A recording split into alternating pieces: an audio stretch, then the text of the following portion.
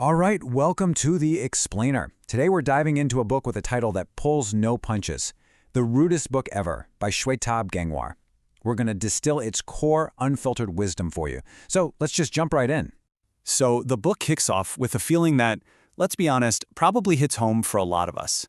You ever just feel like you were handed a rule book for life, but it's written in a language you just don't get?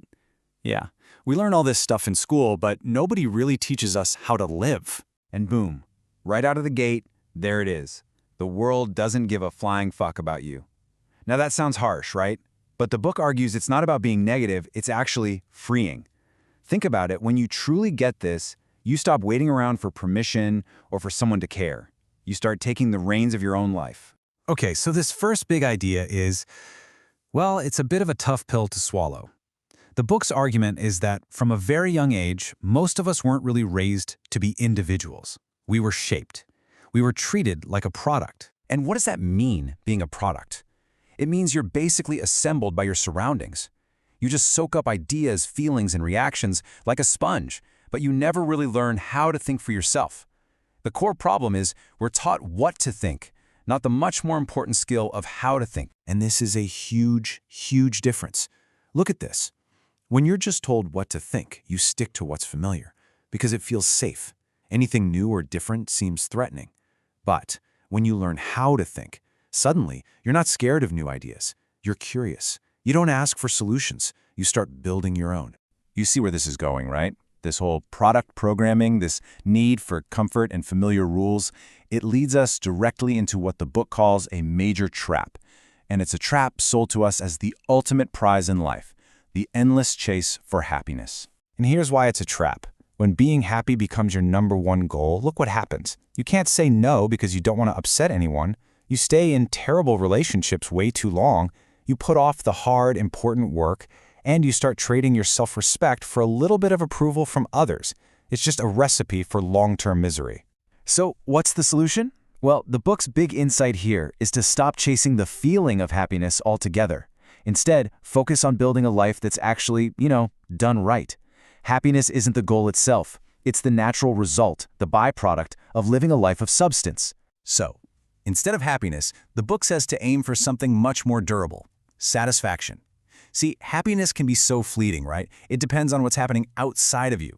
Satisfaction, that's different. That comes from the inside. It's that deep sense of peace you get from knowing who you are and living by your own code.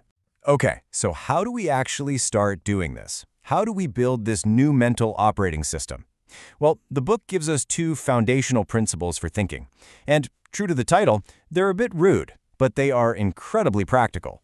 Principle number 1, rejections are normal. Seriously, you have to get this through your head. It's not a personal attack. It's just a thing that happens in life, to everyone.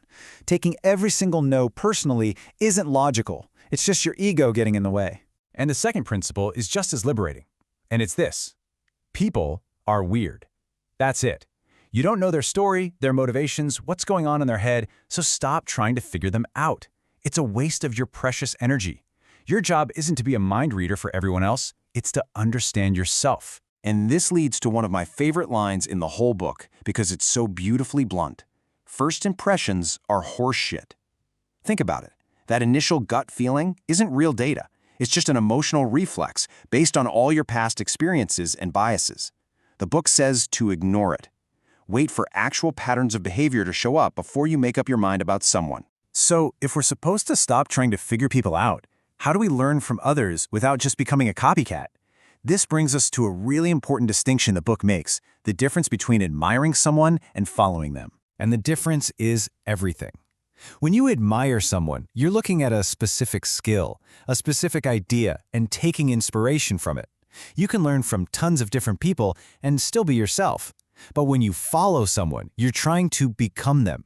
You stop being an individual, and you turn into, well, a fanboy, defending their image instead of building your own life. And that's exactly why the whole concept of having heroes is just a dead end. It's a childish black and white view of the world. The reality is that everyone is a messy mix of good and bad. When you label someone a hero, you turn them into a perfect, untouchable idea, not a real human being, and you get stuck defending an illusion. Okay, so all of these ideas, thinking for yourself, choosing satisfaction, not following heroes, it all builds up to the book's final and, I think, most powerful metaphor. It's the big upgrade, moving from being a product to becoming your own self-governing nation. This is the core takeaway. Stop thinking of yourself as a product that needs to be sold or needs approval from others. Start seeing yourself as a nation that you have to build, with its own laws, its own values, and its own future that you and only you are in charge of. And this isn't just a cool idea, the book gives you a framework for it. Think of it like this: your conscious self, your mind, that's the president. Your core moral code, that's your constitution, the non-negotiable laws of your nation. Self-control is your national security force, protecting your borders. And self-respect, that becomes your real GDP, the true measure of how well your nation is doing. And so the explainer leaves us with this one last, really powerful question to think about. If yourself is a nation, are you a strong, sovereign leader? Or are you a puppet state, just letting other people and other forces pull all the strings?